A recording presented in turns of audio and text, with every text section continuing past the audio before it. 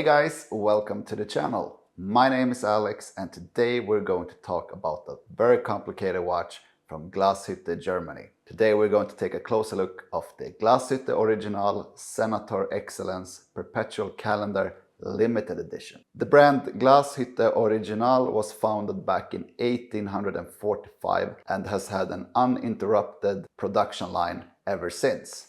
95% of all movement components and dials are produced within the Glashütte factories, which is a very impressive amount of components and dials that actually are produced by the brand themselves. I won't dive any deeper into the history of the brand. However, the history of this model line was introduced back in the late 90s and the last update to this current model was done in 2017.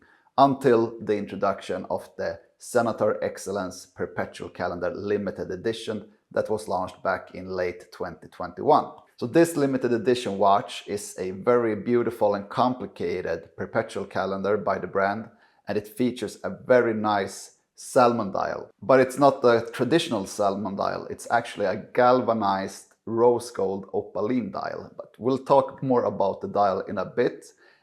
Just let us run through the base specs of the watch before we dive any deeper into the details. And we have a 42mm stainless steel case. So this watch is available on both a stainless steel bracelet or a leather strap. It is 12.8mm thick and around 49mm in lug-to-lug length.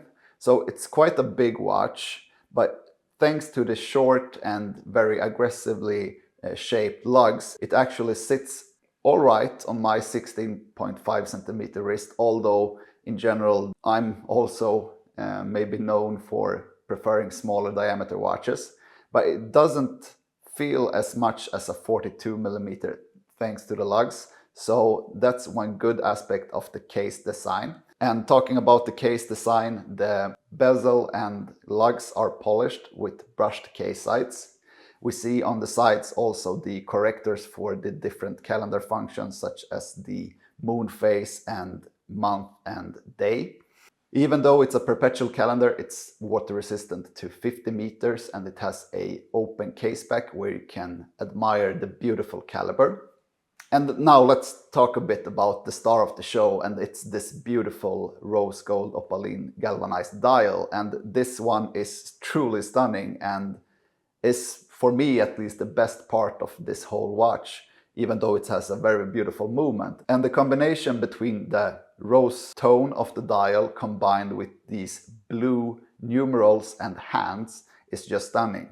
And what I like about this dial is how much it actually changes appearance in different types of light. So it goes from very dark salmon color to a very bright one that really catches your eye. The dial layout is traditionally German, so to speak, at least from the Glashütte region. We have the trademark Glashütte panorama date between 4 and 5 o'clock, and we have a moon phase between 7 and 8 o'clock.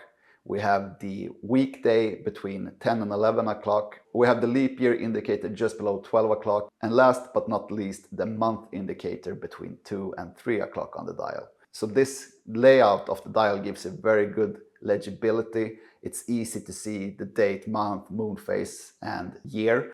And it feels like a typical design layout for a German watchmaking brand. Those blued numerals are raised above the dial and looks really good.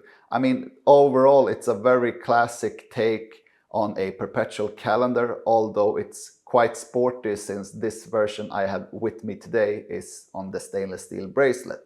And while mentioning the bracelet, it is a 3-link construction with polished center links and brushed outer links. It has what I think is a very nice feature in the clasp, and that is the micro adjustment. So you basically press down the Glashütte logo and then you can adjust it even finer for your wrist. So that's a very nice feature, although in my personal opinion, a perpetual calendar for me is a very traditional, more conservative and dressy type of watch. So I prefer this one on the leather strap. The movement is a in-house caliber. Caliber is 36-12.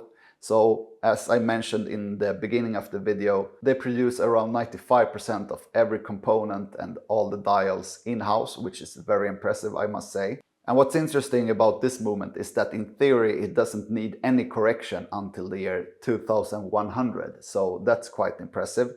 And why I say in theory is because it's an automatic watch, so of course it needs to keep running for that time. We have a 21 karat gold rotor with the double G logo that is skeletonized, which adds to a refined taste of the rotor. It gives you a bit more elegance, I'd say.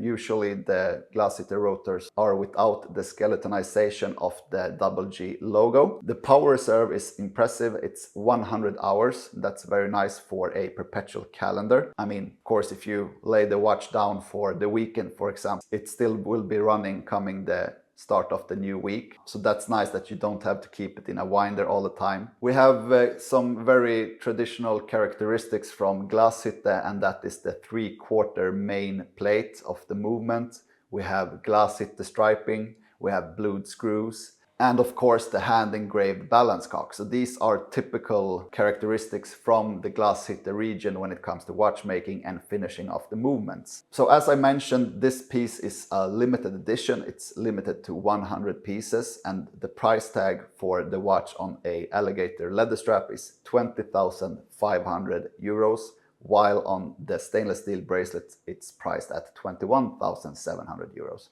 So I mean, it's a lot of money, don't get me wrong, but considering what you get, I still think it's pretty reasonably priced. But that's up to you, of course, to decide as well. But you get a lot of watch for the money. You get an in-house movement. You get this beautiful rose gold salmon dial, and I just mean it's a stunning piece to look at. However, for my wrist, it's in my taste a bit too big, but that's just me. I still think it's a beautiful watch. I still think it's very nicely finished, and I think it's just a piece that you enjoy looking at and admiring. I like the dials when they are not too busy, and this one has a lot of air, and you have the calendar functions neatly placed in a symmetry that I like. So overall, this watch really appeals to me. So yeah, that's it for this video. If you haven't checked out my other video about the Nomos watch, that's also from Glashütte, I'll leave a link up here or there so you can see it. I hope you liked this short review of a watch. I just felt I had to review it since I had the opportunity to do it. It's not a piece you come across very often, especially not when it's a limited edition of 100 pieces. So thank you, Franks Ur, for lending me the watch and having a closer look at it. Let me know in the comment section, guys, what you think about this watch. And don't forget to hit the like button and subscribe to the channel, and I'll see you guys next time.